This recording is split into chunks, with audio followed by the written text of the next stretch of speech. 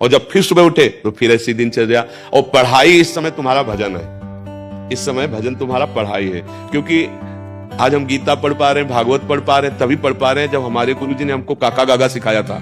अगर वो मात्रा, वो ककारा हमको ना आता होता तो आज हम ग्रंथ ना अवलोकन कर पाते। तो वो पढ़ाई हमारे लिए अमृत हुई ना। तो उस अमृत पढ़ाई को अगर हम कुमार्ग में ले जाते तो वो विष बन जाती। तो ये पढ़ाई भी भजन का न्यू बना ना। तो ये पढ़ाई बहुत आवश्यक है, इसलिए आप मन लगा करके पढ़िए। कि आप जब प्रातः कालीन उठें तो पहले उठने का नियम लें कि सूर्य उदय के 1 घंटा पहले हम उठेंगे। देखो हमारी प्रार्थना मानना, सूर्य उदय के 1 घंटा पहले। हम ये नहीं कहते कि जैसे हम लोग उठते हैं वैसे नहीं। आप बच्चे हो तो इस समय सूर्य उदय कई बजे होता है? लगभग 6। आप 5 बजे उठ जाइए और उठ करके सबसे पहला कार्य कीजिए, पृथ्वी के चरण स्पर्श कीजिए, भूमि के चरण स्पर्श कीजिए। आप जिस आसन पर बैठे हैं, देखो ध्यान से हमारी तरफ सुनना, जिस आसन पे बैठे हैं, जिस पे शयन किए थे, जिस सैया पर सोए थे, पृथ्वी को प्रणाम करने के बाद उसी सैया में 5 मिनट केवल बैठ जाइए और 5 मिनट बैठकर 5 संतों का नाम ले लीजिए। आपको कोई याद है 5 संतों के नाम? अगर ना याद हो तो याद कर लेना। किसी भी 5, जितने भी संत भगवान है हमारे, जैसे आचार्य रूप में, जैसे हम लोग श्री स्वामी हरिदास जी की जय, हरिवंश महाप्रभु की जय, हरिराम व्यास जी की जय, नागरीदास जी की जय, श्री ध्रुवदास जी की जय। 5 संतों के नाम याद कर लीजिए। वो 5 संतों के नाम, ये जीवन आपका देखना कैसा उन्नतिशील होगा। उसके बाद नीचे उतरिए और पहले जो अपने माता पिता, अगर वो शयन कर रहे हैं तो कोई बात नहीं है, अगर वो शयन नहीं कर रहे हैं तो पहले जाकर माथा रखकर उनको प्रणाम कीजिए, उनके चरण। अगर हमारी बात मानोगे तो देख लेना तुम्हारा जीवन कैसा बनेगा। इसके बाद आधा लीटर या 1.25 लीटर जितना आप जल पी सकते हैं, उस जल को आप हल्का सा गर्म करवाइए अपने माता पिता से, जो भी आपकी सेवा में हो, या अगर आप स्वयं कर सकते हो तो स्वयं हल्का सा। अगर 500 ग्राम पी जाए तो और अच्छी बात है, और इससे ज्यादा पी जाए तो अच्छी बात है। वज्रासन में बैठना आता है? वज्रासन जानते हो आप लोग? कैसे हमें बैठ के दिखाओ। नहीं, ये पद्मासन है। देखो वज्रासन, वो देखो बैठ रहे हैं, ये दोनों पैरों कैसे, इससे बैठकर जल पिया जाए। ये आपके ब्रह्मचर्य की रक्षा करेगा, कब्ज नहीं होने देगा और आपके मस्तिष्क की गर्मी को ठंडा करेगा। ऐसे वज्रासन में बैठकर धीरे धीरे 5 या 10 मिनट में जल पिया जाए। एकदम ना पिया जाए, गिलास में लेकर के 500 ग्राम जल धीरे धीरे उसको पिया जाए। फिर इसके बाद आपको 100-200 कदम टहलना है। फिर इसके बाद आप शौच जाइए।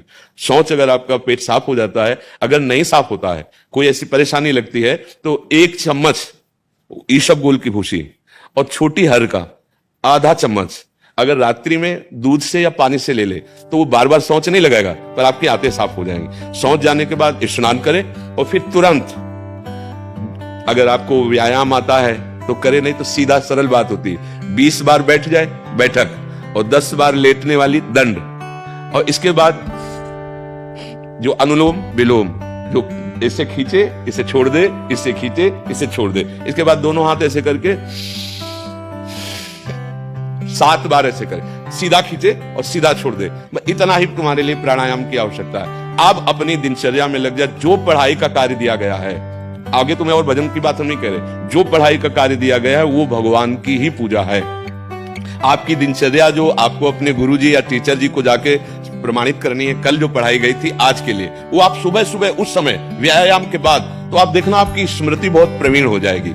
अच्छा, ये आपकी प्रातःकालीन दिनचर्या है। जब आप अपने गुरुदेव के पास स्कूल जाएं तो हमें आजकल का तो अब पता नहीं, पर हम लोग जब जाते थे तो अपने गुरुजी को प्रणाम करते थे। होता है प्रणाम, होता है अभी प्रणाम करते हैं। मतलब आप क्या करते हैं जब सुबह स्कूल जाते हैं, क्या करते हैं गुरु भगवान को बताओ। अच्छा, यह सब तो ये ऐसा पहले गुड मॉर्निंग गुड आफ्टरनून करते थे बच्चे। अब जब से आपका आशीर्वाद मिला है, श्री जी की कृपा से सब राधा वल्लभ शरवंश, नर्सरी के बच्चे राधा वल्लभ शरवंश बोलते हैं गुरुदेव भगवान। हाँ, ब्रह्मचर्य के लिए गंदे बच्चों का संग त्याग करना, गंदी कोई ऐसी हरकत सिखावे या बात सिखावे तो उसको सुन करके छुपा नहीं लेना, तुरंत अपने टीचर से बताना या अपने माता पिता से बताना, और ऐसे बच्चे का कभी संग नहीं करना।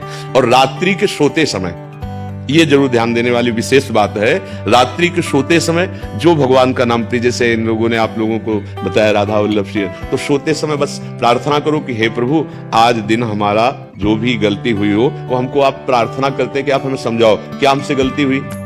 अगर पूरी दिनचर्या में ऐसा लग रहा है हमसे कोई गलती नहीं, तो भगवान सुबह से अभी तक हम सोने जो जा रहे हैं ये पूरा समय आपको समर्पित। आप देखना, इसका फल देखना। एक तपस्वी की तपस्या का जो फल होता है ना, उसका ही फल मिलेगा। और सोते समय बस राधा वल्लभ श्री हरिवंश, राधा वल्लभ श्री हरिवंश, इधर उधर ना सोचते हुए, ना मोबाइल देखते हुए, ना कोई गंदी बात मन में, और चुपचाप सो जाइए।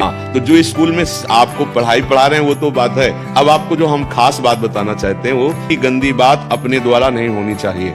अभी आप नवीन जीवन धारण किए हुए हैं, आप भगवान की प्राप्ति, देश की भक्ति और बहुत अच्छे अच्छे पदों में जा सकते हैं। देखो, जब हम लोग स्कूल में पढ़ते थे तो कोई ये थोड़ी जानता था कि ये बच्चा अभी महात्मा बनेगा, कोई थोड़ी जानता था। स्कूल में जब पढ़ते थे तो थोड़ी कोई जानता था कि ये मुख्यमंत्री या हमारे देश के प्रधानमंत्री बनेंगे, लेकिन इन्हीं में तो बनते हैं ना अच्छे पवित्र आचरण और पवित्र संस्कार।